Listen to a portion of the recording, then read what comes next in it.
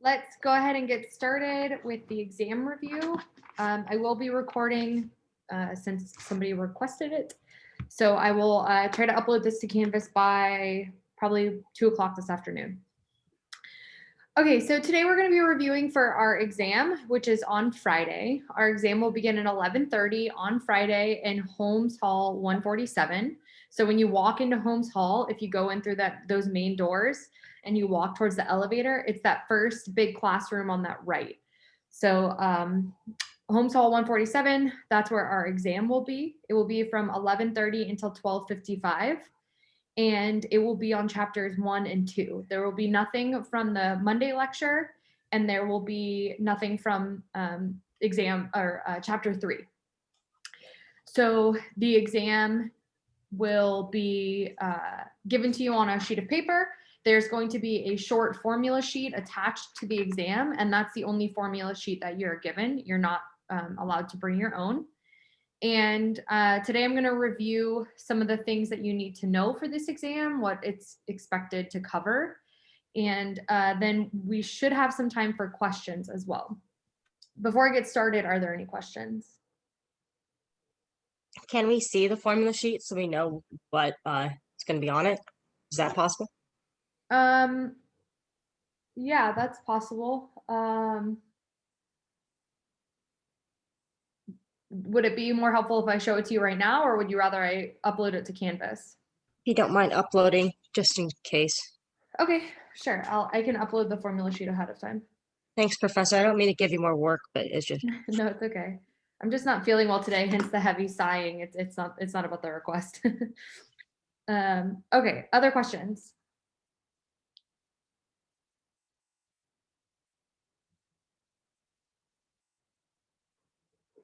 All right, then I will go ahead and get started. So first I'm gonna kind of just make a list of the things that I'm expecting you to know for the exam. So it'll give you kind of your own makeshift study guide.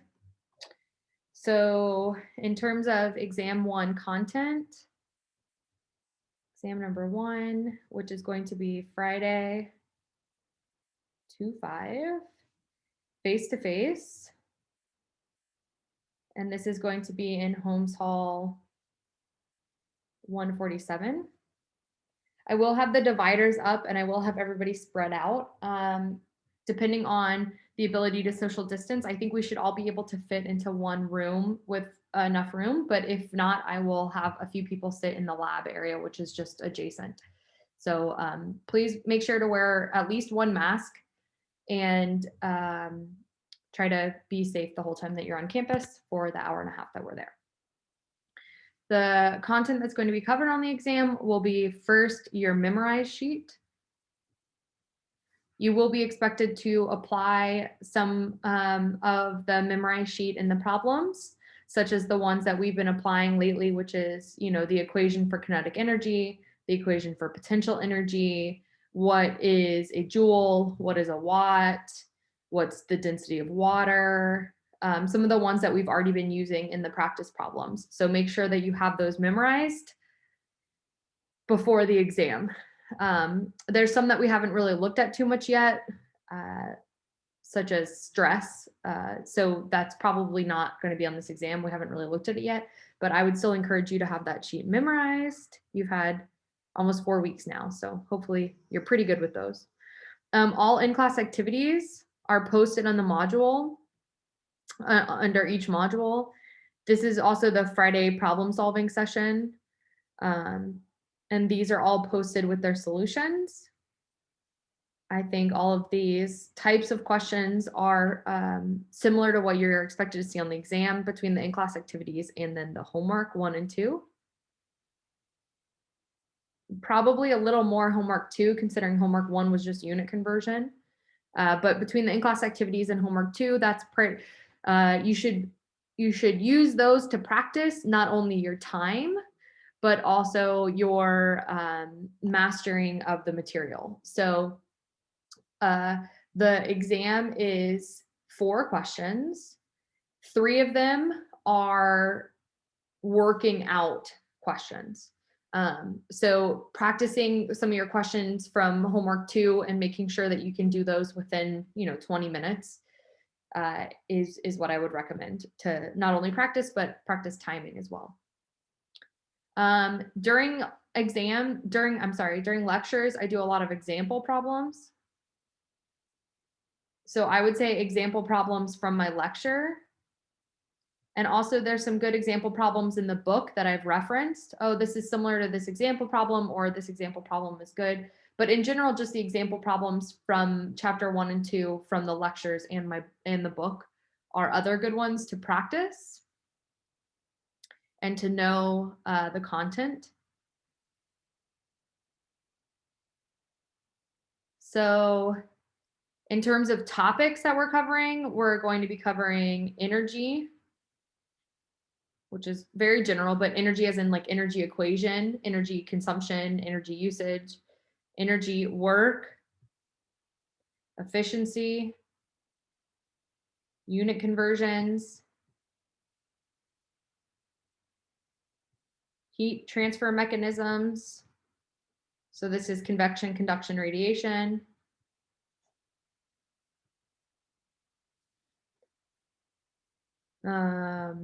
Related to energy, you should be familiar with mass flow rate, volume flow rate, change in energy over time equations, your power equations. What is power? What are the units of power?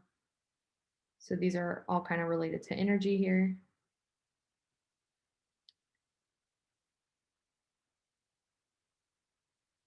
And then you are expected to know basic unit conversions. So I'm not going to be asking you to go from English units to metric units. Like you don't need to know how to convert between pounds force to whatever kilograms, right? That's not what I'm going to be expecting you to know how to do.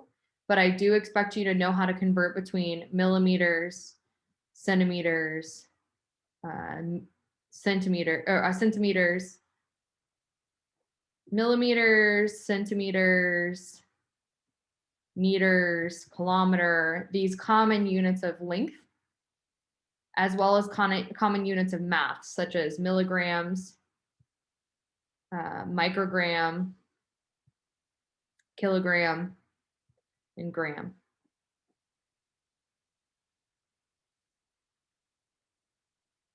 So we've done these a lot. A joule is equal to a kilogram meter squared per second squared, but a kilojoule is going to be equal to 1,000th of a joule, or one. So how many? Yeah. So a kilojoule is 1,000 joules. So we've done conversions like these a lot: kilometer to meter, centimeter, millimeter, milligram, microgram. Make sure that you know all of these. I went over it in the first day of class, like what these prefixes are with, and you all seem to be pretty good at them. But just make sure that you're familiar with particularly kilo, micro, milli,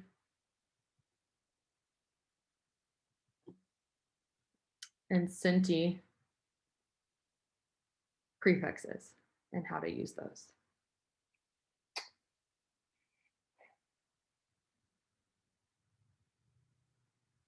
Okay, so that's all the topics that the exam will be covering.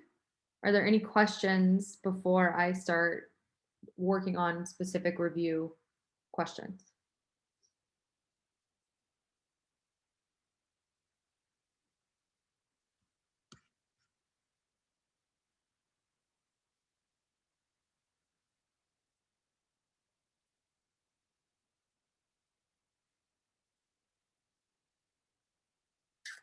Okay, so I would make this into your own little study guide here and use this to prepare for the exam. How do you find mass flow rate when you're given volume flow rate again? So we did this on Friday several times. So if you need mass flow rate typically has units of a mass per time. So something like kilograms per second. And if you have a volumetric flow rate, here's where you have something like liters per second. So in order to get a mass flow rate given a volumetric flow rate, here's where you have to do this density times volumetric flow rate. And so typically density would be something like whatever, kilograms per liter, kilograms per cubic meter, something like that. And then you're multiplying that by liters per second, which leaves you with kilograms per second, which is the units that you want. If you're not given volumetric flow rate, if you're given average velocity, this is where your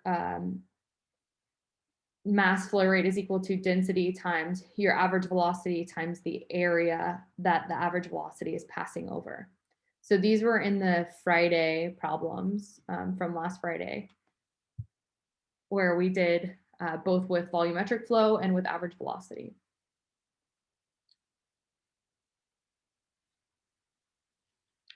Other questions?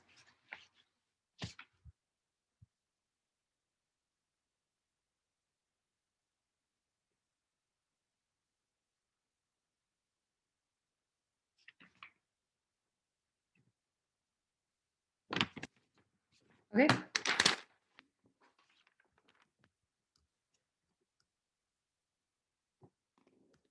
So I'm going to stop sharing this. And please use the chat. I'm going to give some scenarios and I want you to tell me if it's conduction, convection, or radiation, or answer the question that I'm posing. But this is going to be a review of the heat transfer mechanisms, which are conduction, convection, and radiation. Okay.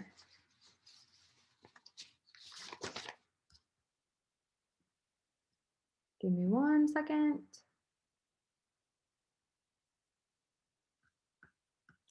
All right, so which of the 3 heat transfer mechanisms is given by the equation thermal conductivity times area times the change in temperature divided by the change in thickness? Is that conduction, convection, or radiation?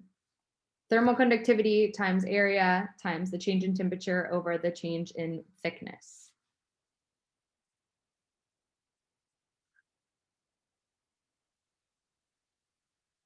Yes, so that is conduction. The main giveaway is that your constant here is thermal conductivity.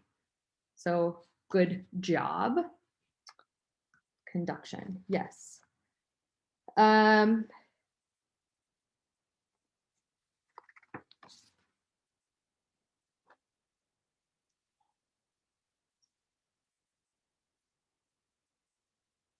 If the temperature difference on an opposite side of the material through which heat is transferred through is increased by a factor of 2, then the rate of heat transferred is increased by a factor of what?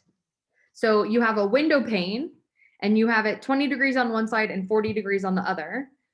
And if that temperature difference, if the temperature difference on opposite sides of the material through which heat is transferred is increased by a factor of 2, then the rate of heat transfer is increased by a factor of what? The temperature difference is increased by a factor of 2. If you have a material where heat transfer is going through, the rate of heat transfer is increased by a factor of what? Please just type the answer in the chat.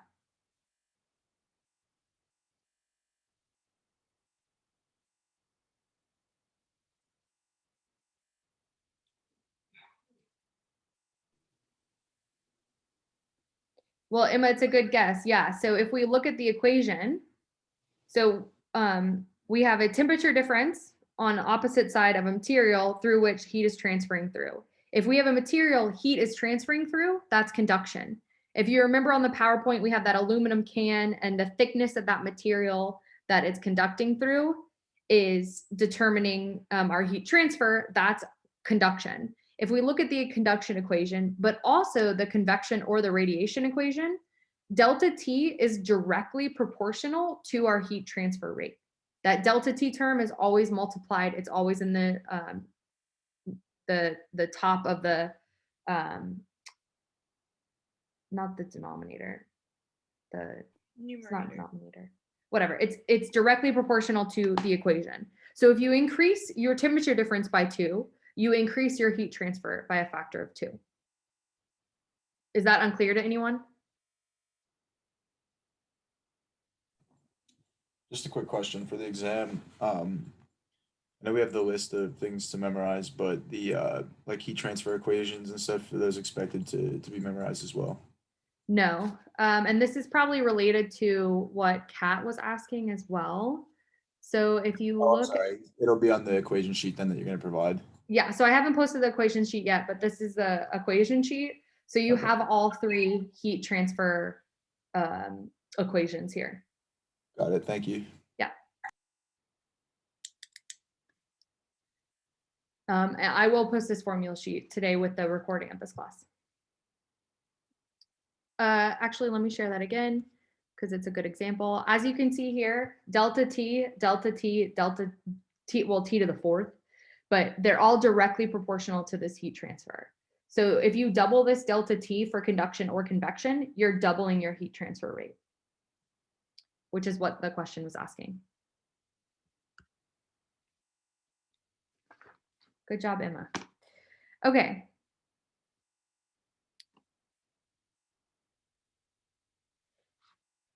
So using that same, have those equations in your head or on your notes.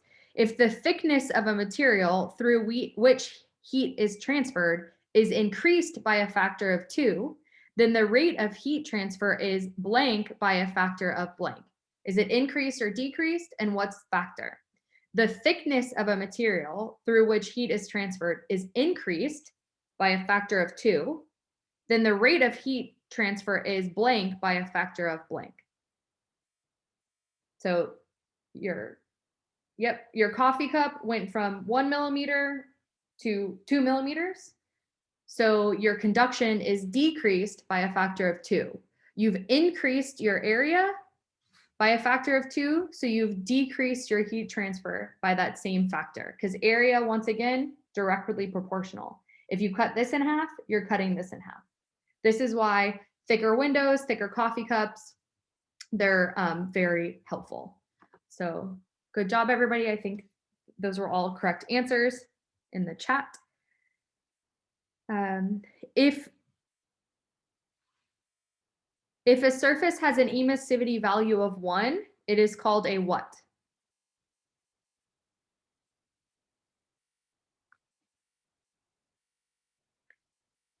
It is a perfect emitter, but there's a term for it. Yeah, Noah, good job. So it's called a black body. A black body has an emissivity value of 1. We also sometimes use this as saying a black surface, which we're inferring that, or we're implying that it's a black body. So a black body has an emissivity value of 1. So then if your emissivity value is 1, this equation becomes 1 times area times Stefan-Boltzmann coefficient times the delta T to the 4th power. So this E essentially just drops out. If you have a perfect emitter, this E is not really part of the equation anymore because it's a value of 1. So perfect emitters have an emissivity of 1 and they're called black bodies. Okay.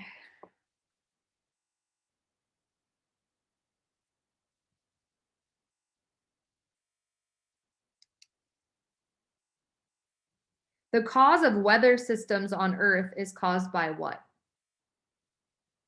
Convection, conduction, radiation.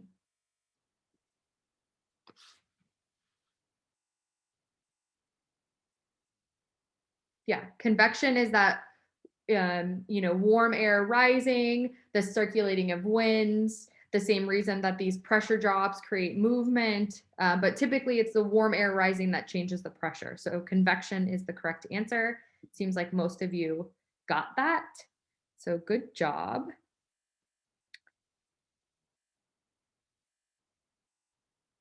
A huge rock at a state park gets so hot during the day that you can't sit on it. It's hot from which heat transfer mechanism? A large rock at a state park gets so hot during the day that you can't sit down on it. This is from what? Conduction. It's actually from radiation. If the ground was hot, there might be some conduction that's happening, but the reason that the surface of that big rock is getting hot is from radiation. So the sun is emitting radiative waves, radiation energy towards the rock, and the rock is getting hot, sitting in the sun out in the park from radiation. You get lost in the park, you have to spend the night there, and you lay down on that rock overnight so you can keep warm. And you're keeping warm by what? Conduction, convection, or radiation. You lay on that same hot rock at night so you can keep warm. You're keeping warm by what? Convection, conduction, or radiation. Justin, you didn't actually correct your spelling, but I know what you mean. Yeah, so it is conduction, right? When you put your skin, your body on that warm rock, the reason you're getting warm is because your surfaces are touching, you're having heat transfer through those surfaces, that's conduction. All right, I'm just gonna do a couple more.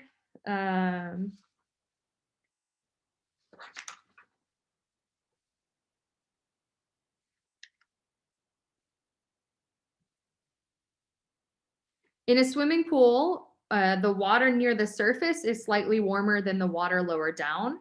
This warm water rises to the surface because of what? Convection, conduction, or radiation? Kaya should know, she's good. Yeah, it's convection, right? So this movement of the liquid flowing due to a temperature change is going to be convection. All right, last one. Trying to make it a good one.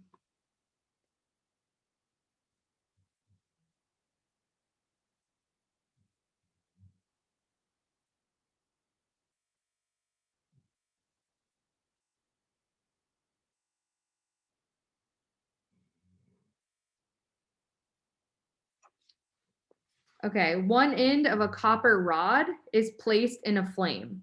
Small pieces of wax are placed along the rod and they melt at progressively larger distances from the flame. Heat is transferred through the rod by what? Convection, conduction, or radiation.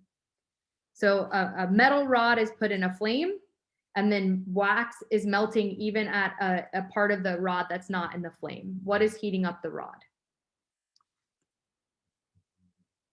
Yep. It seems like everybody has answered correctly so far. It's conduction. That metal is conducting that heat even away from the flame through its surface and moving it through that metal, which are typically good conductors. Okay, so this is not about heat transfer mechanisms anymore. I'm going to do a couple more conceptual questions, and then I'm going to move on to writing on my tablet again. So energy can be transferred from a closed system by what? Energy can be transferred by a closed system by what?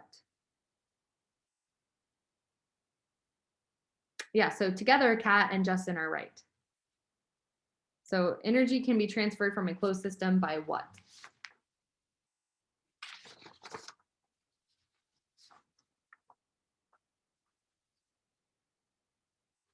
So heat and work, right? Heat, Q and W.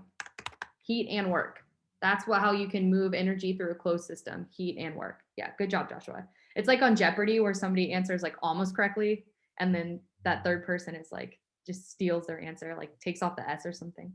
But yeah, so heat and work is how energy can be transferred from a closed system, Q and W. So this is another thing that's on your equation sheet. The first law of thermodynamics, right? So change in energy is heat and work. So this is once again dealing with the positive and negative nomenclature, but heat and work are how you can have a change in energy of a closed system. Okay. What are units of energy? Please list as many as you can. What are known units of energy?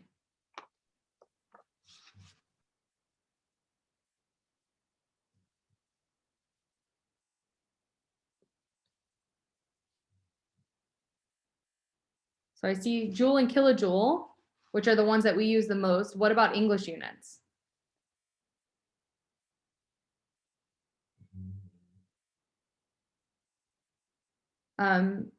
So that's like a weight type term or like a mass type term, Kat. And I think a lot of people are also including units of power. So I'm only interested in units of energy right now. So kilojoule and joule are correct. Yeah, Justin, kilograms, meter squared per second squared is great. That's also a joule. What are other units? What are English units of energy?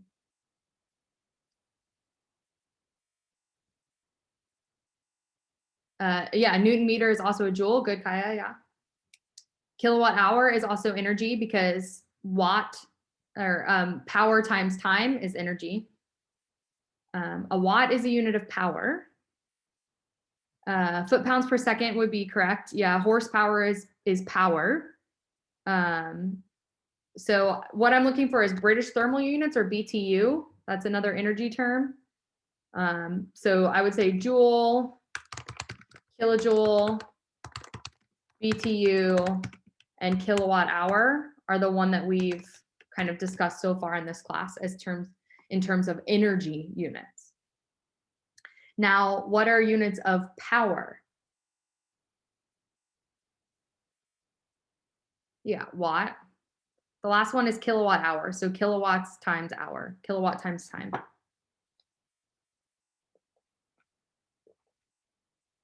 Watt and horsepower.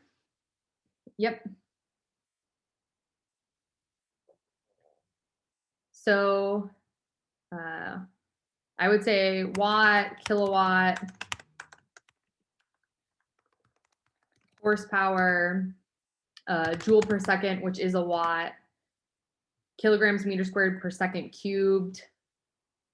Those are all power. So power, if you remember, power is energy per time. So always remember what's energy, what's power, and how they're related.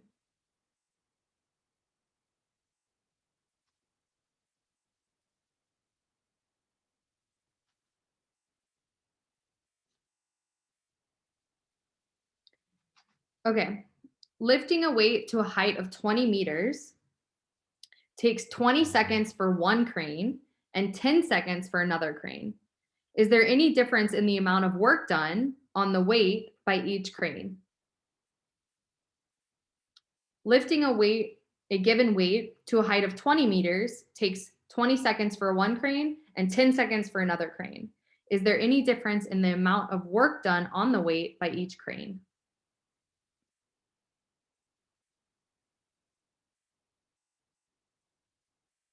So 4 people think it's no. Does anybody think it's yes?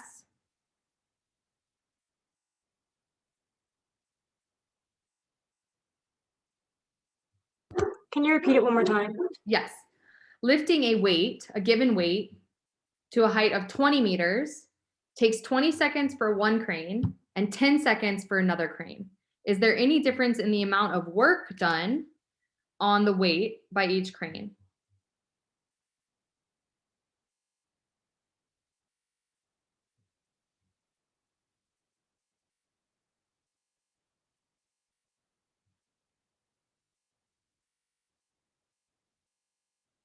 So there is no difference because work is force times distance.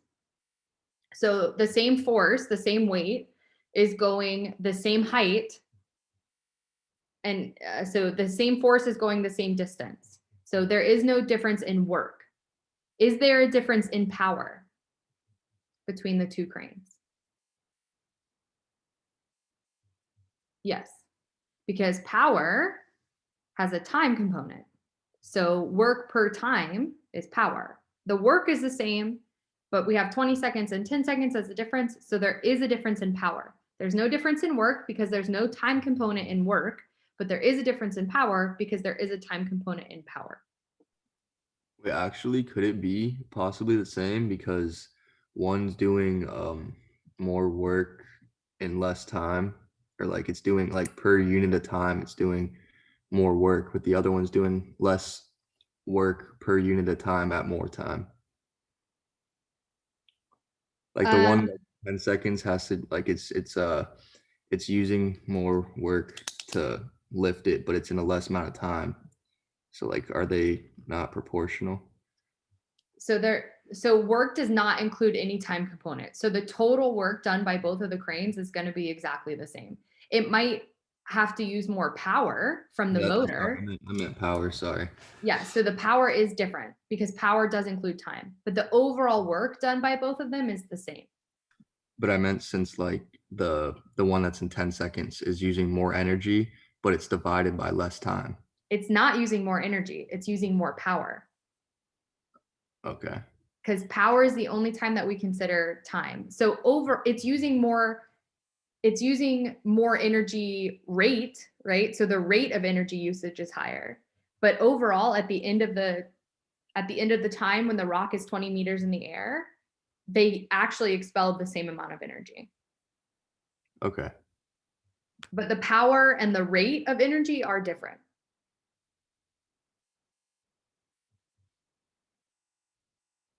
Yeah. It's like Emma and The Rock getting in a weightlifting contest. Like she's expending a lot more energy, but at the end of the day, she's still lifting the same amount of weight. Maybe. I don't know about that, but yeah. Okay.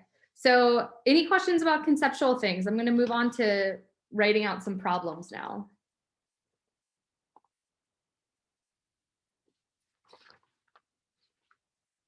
Okay.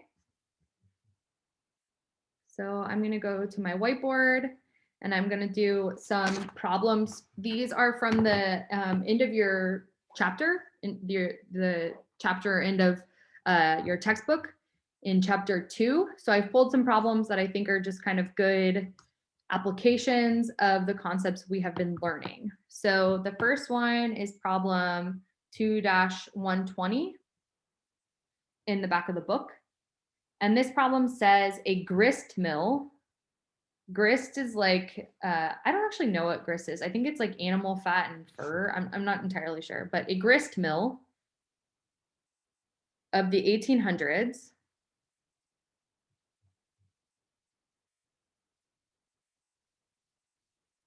employed a water wheel that was 14 meters high,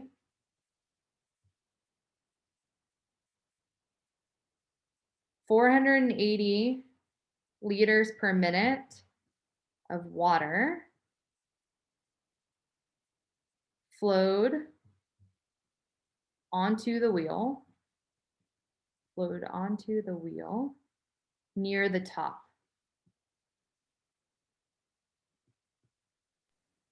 How much power, What does it say next to 480? liters per minute? Okay. 480 liters per minute. How much power, kilowatt, could this water wheel have produced? Could this water wheel have produced? A grist mill of the 1800s employed a water wheel that was 14 meters high. 480 liters per minute of water flowed onto the wheel near the top. How much power, kilowatts, could this water wheel have produced?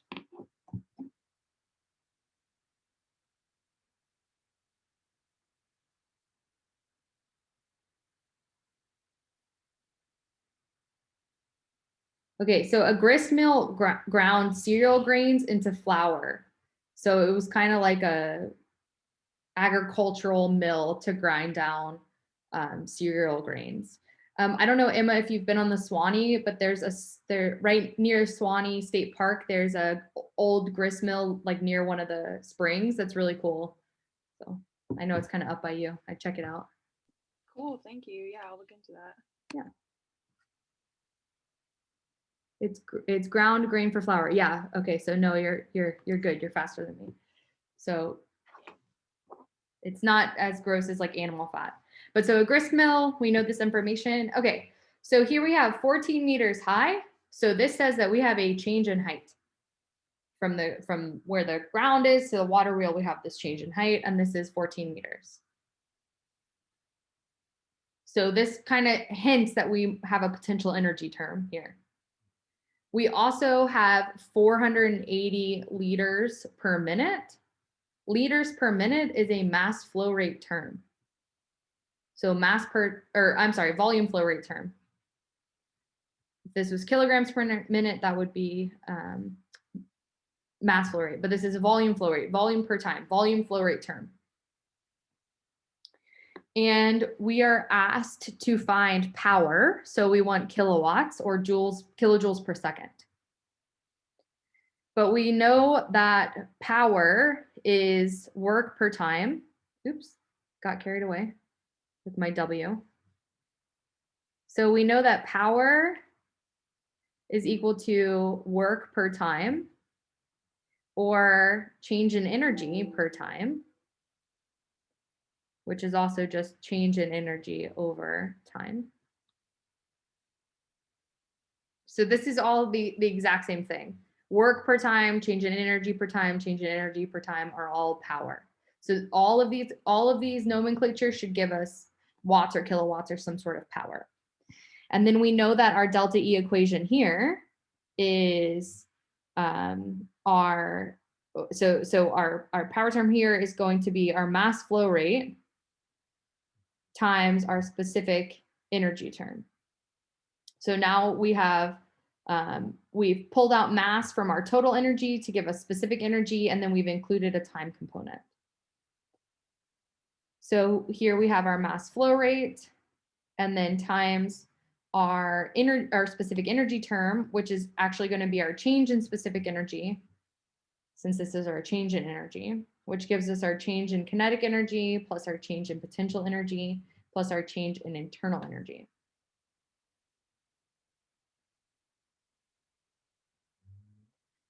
We know that we have a change in potential energy because of our change in height, but there's no velocity term. There's no change in velocity that's happening. So our change in velocity here, well, we don't have a velocity. We're assuming that it's a constant water wheel. There's no change in velocity. So there's no delta V, there's no change in velocity. And then we have no change in pressure. We have no given change in enthalpy, which we discussed on Monday. So we don't really have a change in internal energy. There's probably some change in internal energy, but it's just minor. So we're saying it's not big enough to include here. All right, so then our energy equation becomes our mass flow rate times our change in potential energy. And we know our potential energy is our gravity times our change in height.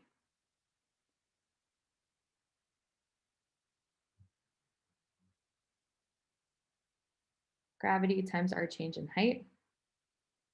And we know that our mass flow rate term is going to be related to our velocity flow rate term by multiplying by density. We know this because if you remember, density is a heart. So it's mass over volume or mass flow rate over volume flow rate. So then if we rearrange this, our mass flow rate is equal to density times volume metric flow rate.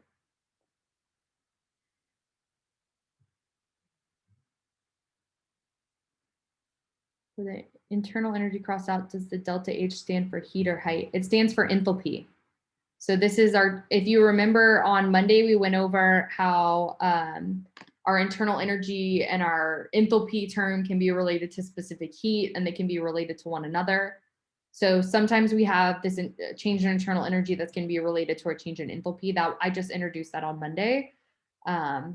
So there's no change in enthalpy that's occurring here.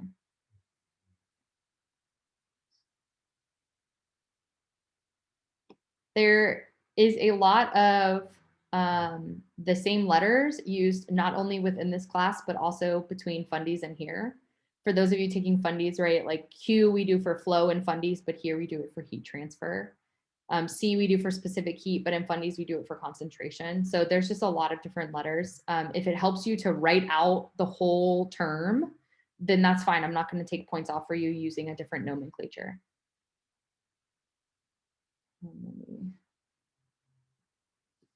Okay, thank you. The two little H's just threw me off for a little bit. Yeah, sorry, Brianna. Yeah, so this is for an enthalpy term.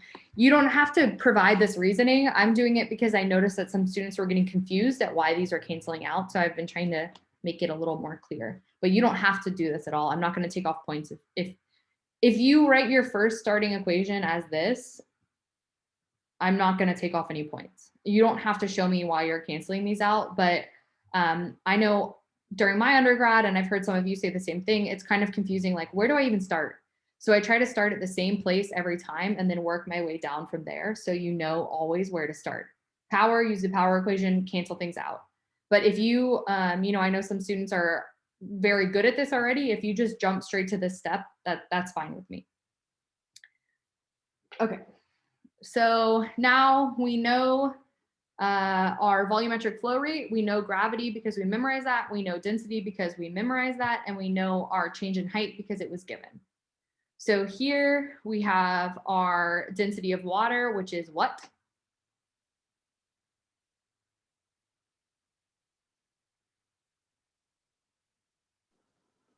The 1,000 kilograms per meter cube. Yes, great, thank you. So everybody should know that really well. Good job, Emma. Good job. Who answered? Justin? Patrick. Patrick. Okay, good job, Patrick. So 1,000 kilograms per meter cubed is the density of water. You should definitely know that. It's on your memorize sheet. Our volumetric flow rate here is 480 liters per minute. Our gravity term is what? 9.81 meters per second squared. Yes. 9.81 meters per second squared. Thank you, Leila. And then our change in height here is 14 meters. So here we're going to have, we have meters and second, which aren't really working out. And we have cubic meter and liter, which aren't really going to work out. So we need to do some sort of unit conversion as well. I'm going to run out of room, so I'm going to try to make these smaller. I'm writing the exact same thing for those of you who already written it down. I'm just going to try to give myself more room. Okay, so I want to convert meters into seconds because I want my power to be in kilowatt, and kilowatt is joules per second. So I'm going to convert 1 minute into 60 seconds here. So now my minutes are going to cancel, and one of these seconds is going to cancel. And then I'm going to convert my cubic meter into liter. So I have 1 cubic meter, and this is 1,000 liters. So now my cubic meter is going to cancel. My liters are going to cancel. I have one of these seconds that goes away. And so now what I'm left with is kilograms, meters squared. Oh, wait, no, I don't have a second that goes away. I have a second that's added. So I have kilograms, meters squared, seconds cubed. So here my answer becomes 1,980.72, just typing this into your calculator. And then we have kilograms, meters squared per second cubed, which is what unit? What? Watt. Yep, that's a watt. So is this our answer? No, you have to convert it to kilowatt. Yep. So what's our answer in kilowatt? 1.098. Yep, 1.098, 1.1, whatever, 1.98 kilowatt. 1.098 kilowatt is our power that this water wheel could generate. Any questions?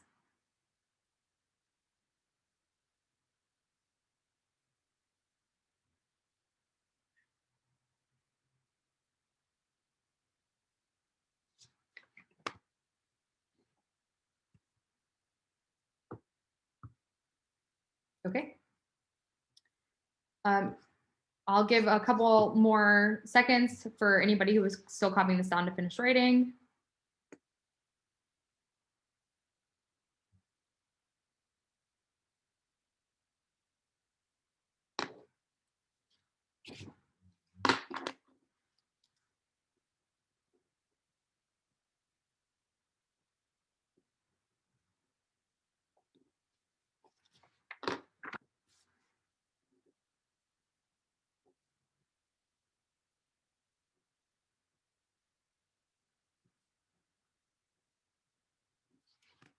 Okay. So the next problem that I have is about heat transfer. This is problem 2-137.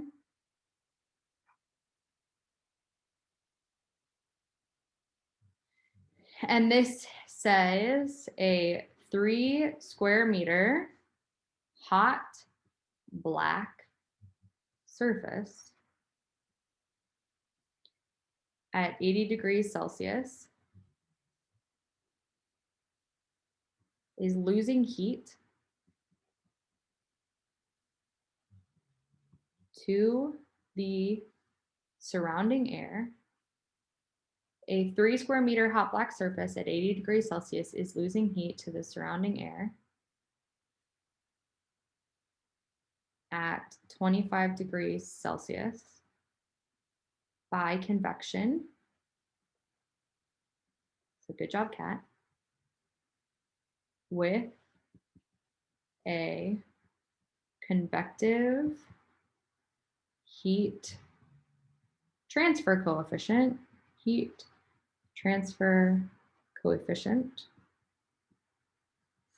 of 12 watts per meter seconds per meter squared degree Celsius. Of 12 watts meter squared degrees Celsius. And by radiation to the surrounding surfaces. To the surrounding surfaces. To the surrounding surfaces.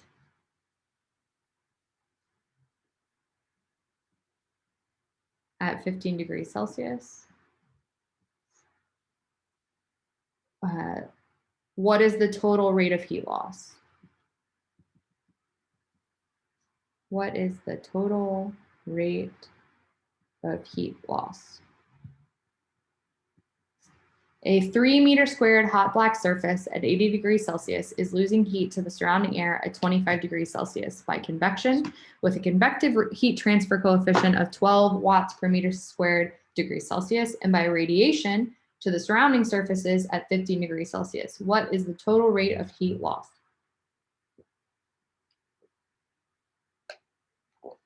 Okay.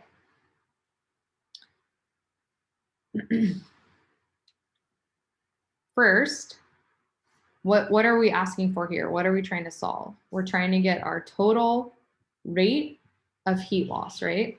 Is this correct? Have I written this correct? Is this what we're looking for? Yes. No, we're looking for the total rate of heat loss. Rate implies a time term. So that's subtle. And it was probably hard to guess what I'm asking. So it was almost correct, but we want the rate of heat loss. So we do want this in per time or in units of watts. And then our total rate of heat loss is going to be our added heat transfer mechanisms that are occurring. So what are our 2 heat transfer mechanisms that are occurring?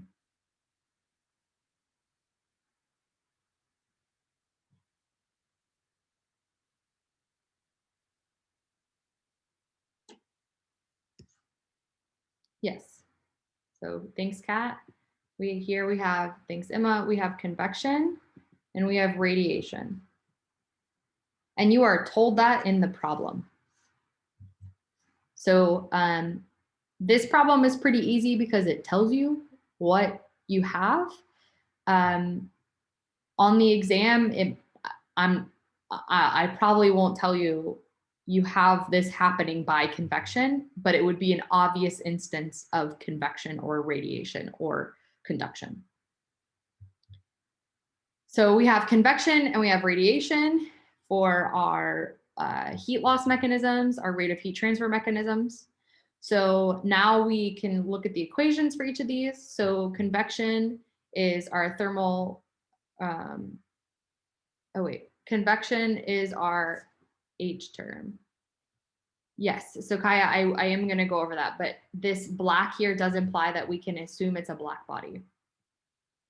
So our convective heat transfer term is HA delta T is our convection.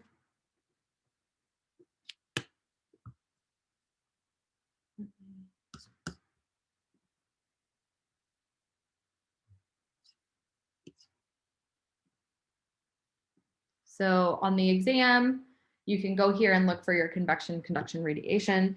So here I have it written as the rate of heat transfer convection is HA, temperature of the surface minus temperature of the bulk fluid.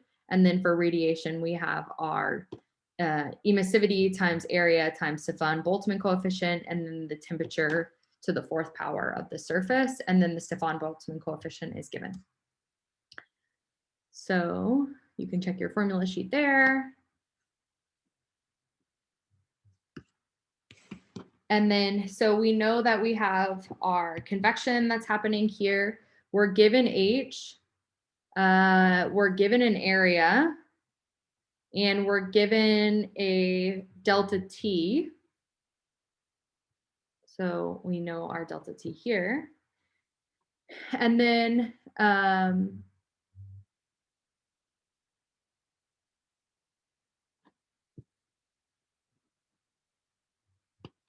for radiation, our equation here is emissivity times Stefan-Boltzmann coefficient times area times our delta T to the fourth. Our emissivity is suggested by this term here, as Kaya was saying, a hot black surface. So one of the assumptions that we're making, that black surface is going to act as a black body.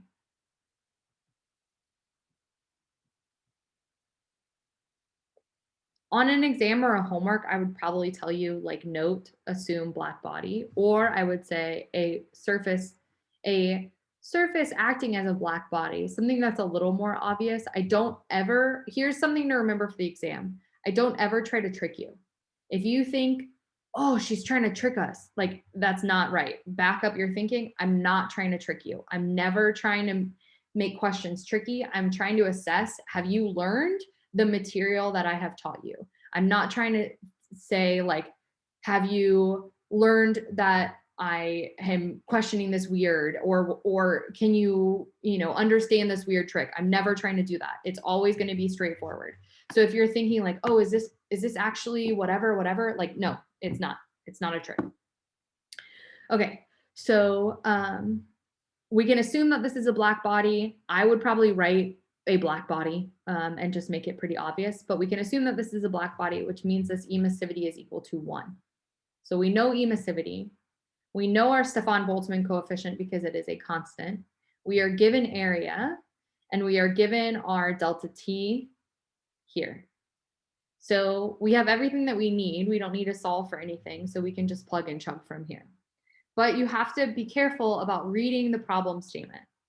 So, okay, we have our convection, our convective heat transfer coefficient, which is H, which is 12 watts meters squared degrees Celsius. I'm going to have this be our convection bracket. Our area here is 3 meters squared because we're looking at the same surface, 3 meters squared. And then our delta T is going to be what?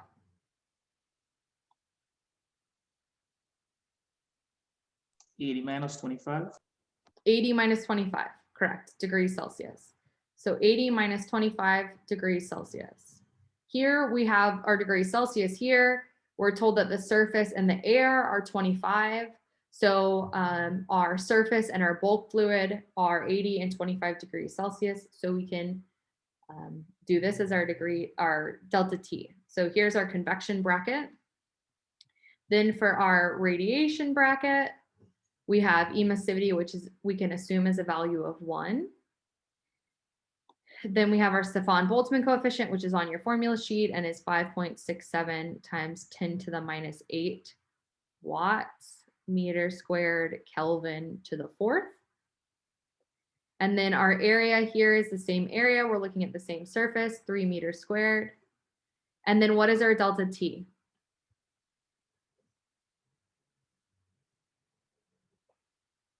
-25 minus 15 to the 4th power. 80 minus 15. No, It's 25 minus 15, no? no. No. Do we not have the the temperature of the surface, so we only have the surrounding surface? Isn't it 80 to the 4th power minus 15 to the 4th power? You have to convert it to Kelvin. So it would have to be Yes. the So 80 Kaya, you're right, but you have to convert it to Kelvin. Who said that? Dan.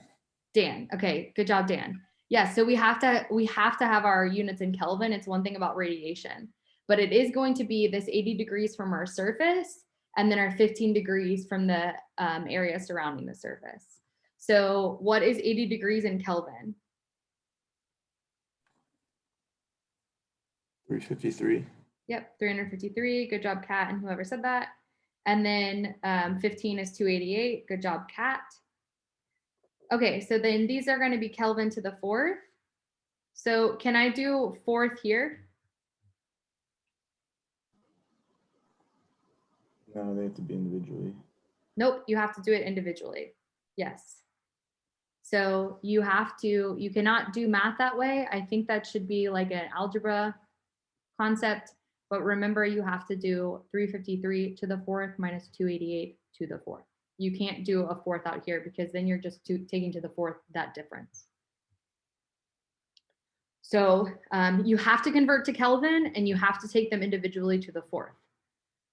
So that's the trickiest part of this problem, in my opinion, I think. And then figuring out what your delta T is for your convection and what the delta T is for your radiation. All right, so I plugged this in my calculator and I got for convection, I had 1980 watts. And then for radiation, I had 1,471 watts.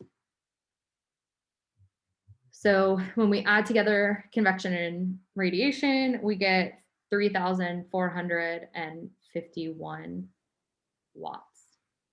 How many kilowatts is this? 3.5. Yep. And it's negative too, isn't it? Because if our system is the black surface, then it's negative. Yeah, so if your system is your black surface and you're losing heat, then this would be negative. Or we could just put from black surface to surroundings. Yeah.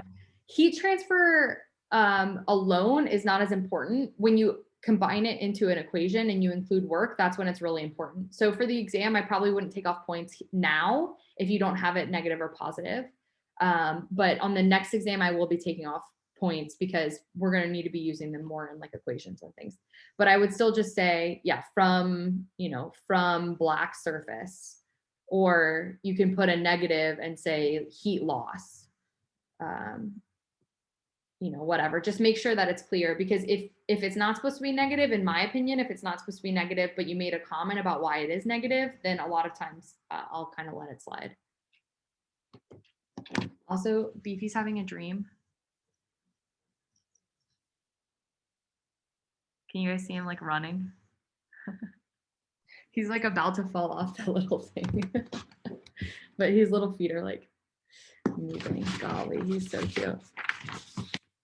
I don't care if my boy says like too much time spent on Beefy. Like, I just think he's the funniest thing in the whole world. Okay, so I love him too, guys. All right, so that is my heat transfer mechanism, example problem. Are there questions?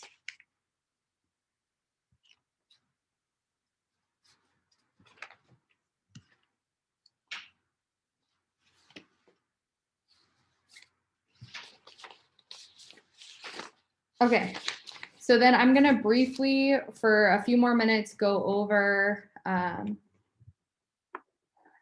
of some other similar problems that we've done. So one of the problems we did on Friday is where we had this fan with the blades, right? And so the incoming air we said was at a velocity of 0 and the outgoing air was at some average. And we wanted to determine power. And so we had our mass flow rate times our change in energy. And what was our energy equation for this fan problem? 1/2 E squared for kinetic. Yep. So it's really only focusing on kinetic energy, right? So we have our change in kinetic plus our change in potential plus our change in internal. And we don't have any potential because we don't have a height change, and we don't have any internal because we're saying that the air is at about the same internal energy. There's no pressure drop. There's nothing exciting happening internally. This is an open system. So our equation really just became this mass flow rate times our change in kinetic energy. And then we needed to do some manipulation with this mass flow rate because we weren't given mass flow rate. We needed to find it from our volumetric flow rate or from our average volume times our area. So this was for our fan question. We also had a question of a car on a hill. So this car driving up a hill. And in part 1, it was at a constant velocity. And it was, moving up this hill. So our energy equation became what?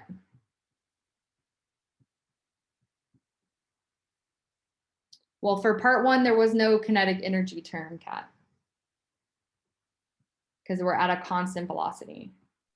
So here we had our change in kinetic energy plus our change in potential energy plus our change in internal energy. We do have a height change, but we don't have a velocity change because we are at a constant velocity. And then we don't have an internal energy change because it's a car, it's an open system. We're not saying that the system itself is having any internal energy that's changing. So this became just our potential energy term. But for our second one, we were accelerating up a hill.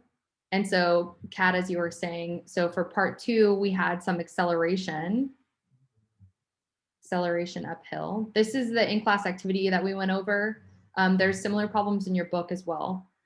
Acceleration up the hill. So now we have both a change in velocity that's happening. We were going from, I think it was like we were going from 0 meters per second to like 30 meters per second or something.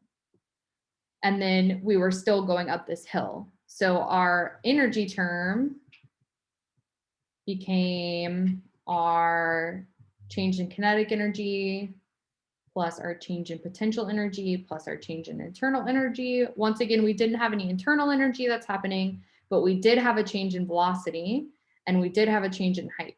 So it became our mass times our change in kinetic energy and our change in potential energy, which we got from problem 1. So it's the same potential energy because we were at the same height. On this in-class activity, I made you do SOHCAHTOA and you had to know sine. That's not on the exam. There's no like sine on the exam. I would either tell you the height or give you the equation or something, yeah. But you don't have to remember SOHCAHTOA for the exam, even though you should. And then part 3, it was like a deceleration.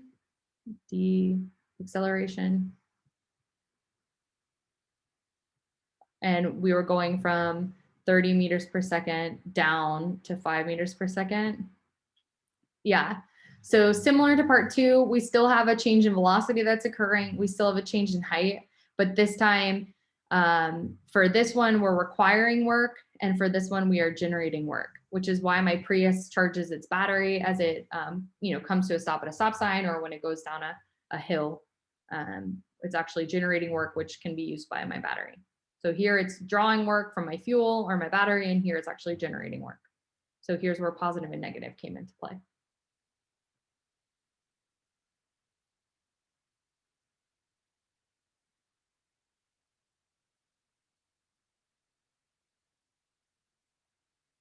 Okay.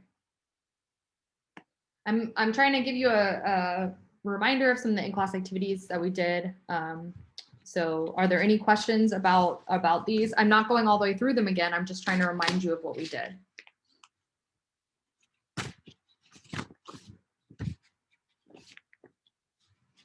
Okay, anybody need more time writing?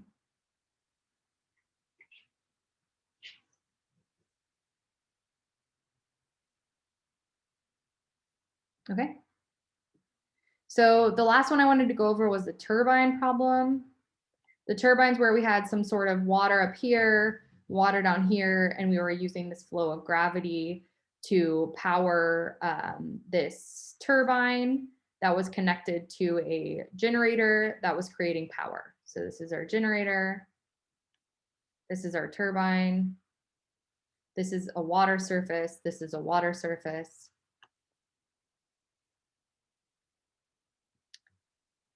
And we were trying to figure out the power generated from this generator, assuming 100% efficiency from this turbine. So our power would just be our change in energy over time, which is our mass flow rate times our change in specific energy.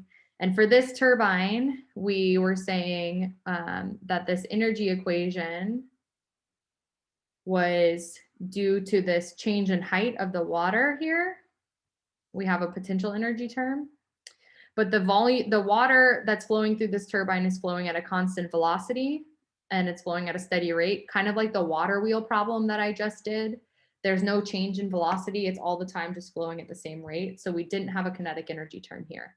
It is using kinetic energy to generate, movement of the turbine, but the kinetic energy has no change in velocity. There's no change in kinetic energy over time. And this is all actually dependent on this gravity and this change in height here. I believe there was the first turbine problem we did, there was no pressure change because this was an open lake and this was an open lake. And we assumed that both of these were at 1 ATM. So we said there was also no fluid flow energy or internal energy that was happening here. So this whole turbine problem was just related to potential energy and the potential energy that was being generated by the gravity pulling the water down a certain height through this turbine. We also looked at the efficiency of the turbine, the efficiency of the generator, and the efficiency of the turbine, and then the efficiency of the turbine generator on Friday. So if you remember, the efficiency of the turbine generator combo, turbine generator, we had was equal to the efficiency of the turbine multiplied by the efficiency of the generator. And we also know that efficiency is our output, our desired output based on our required input. So desired output and then our required input.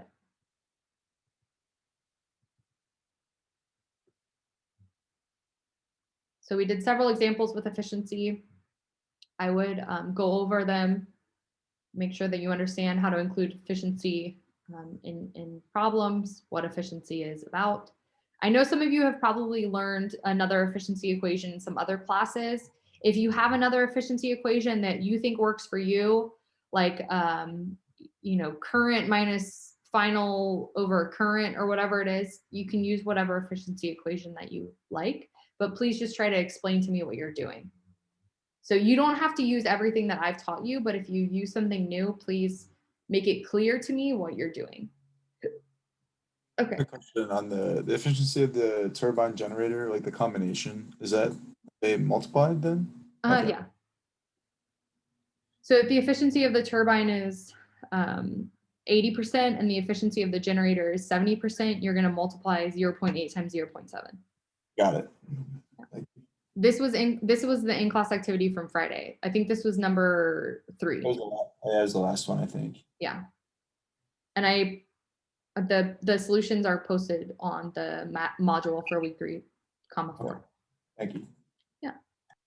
Okay, so there was another kind of similar problem where we did have some sort of change in pressure. Here, these are open water, but what if this lake where the water is going is actually at a higher pressure or lower pressure. Then we have some sort of fluid flow energy. We have some sort of energy change. So if we have our equation here, then we can have our change in kinetic energy plus our change in potential energy plus our change in internal energy. And sometimes this internal energy can be represented by delta P over density for fluid flow.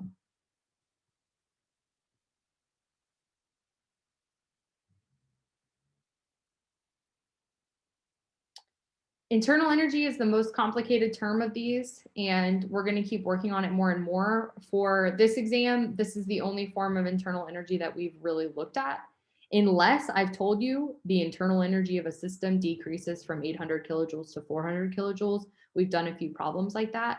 But unless I tell you the words internal energy, it would only ever be from this pressure change associated with fluid flow for chapters 1 and 2.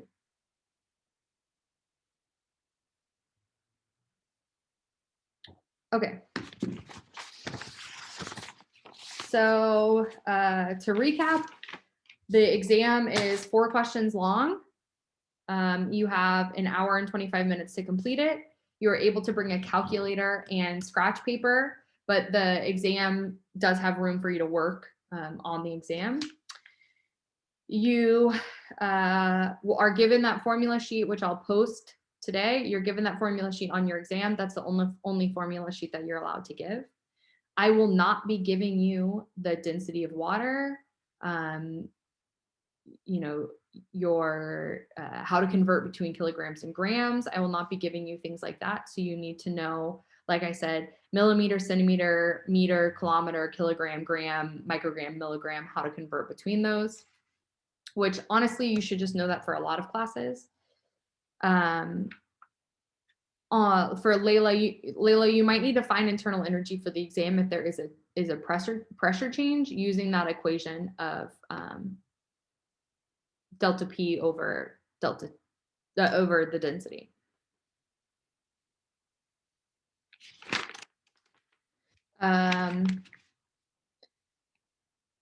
Okay, so any final questions about the exam on Friday?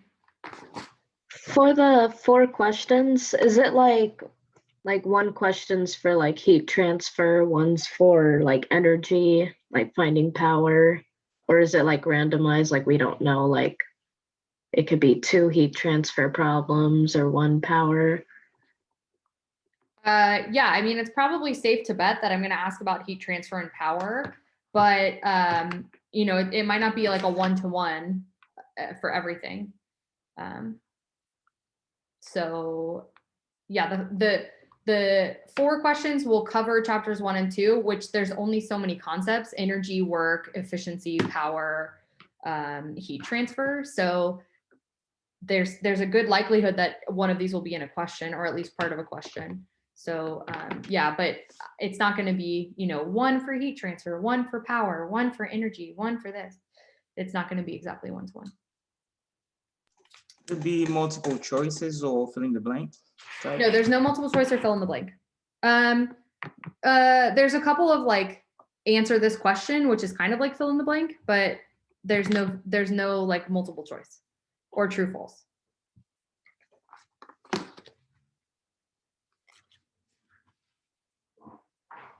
Other questions? So it will basically be like the homework questions where we have to show our work, and if we don't get the right result, but like our work is kind of right, we still can get partial credits. Yeah, typically I take off between 2 to 5 points for math error. So if it's a math error that I think was just kind of a silly mistake, maybe you just typed something in your calculator wrong, or you just made a basic math error. Typically I take off 2 or 3 points and then I work the rest of the problem with your math error.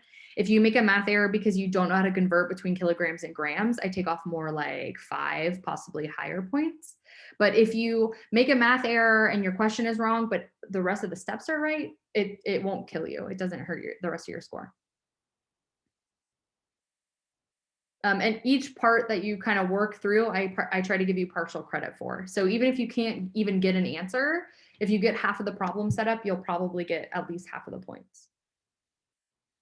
So there are 6 different conceptual questions, and they're not multi-part. It's just 6 different conceptual questions.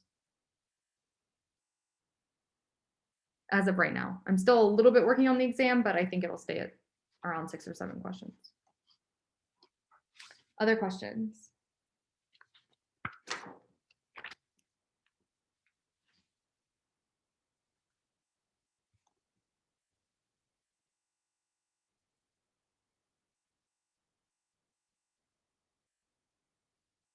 Okay, so Friday, 2 days, February 5th at 11:30, you need to be in Holmes Hall 147. I'm gonna get there a few minutes early so you can get in and set up.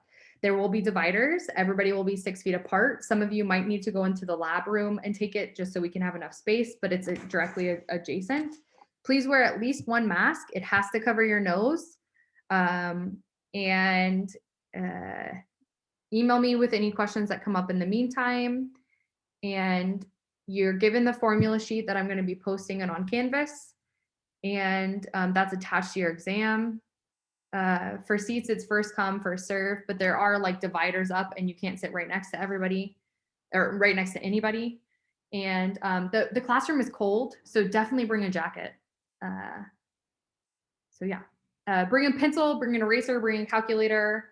And you can bring some extra white paper if you need extra scrap sheets if you write really big, but there should be plenty of room on the exam. Other questions?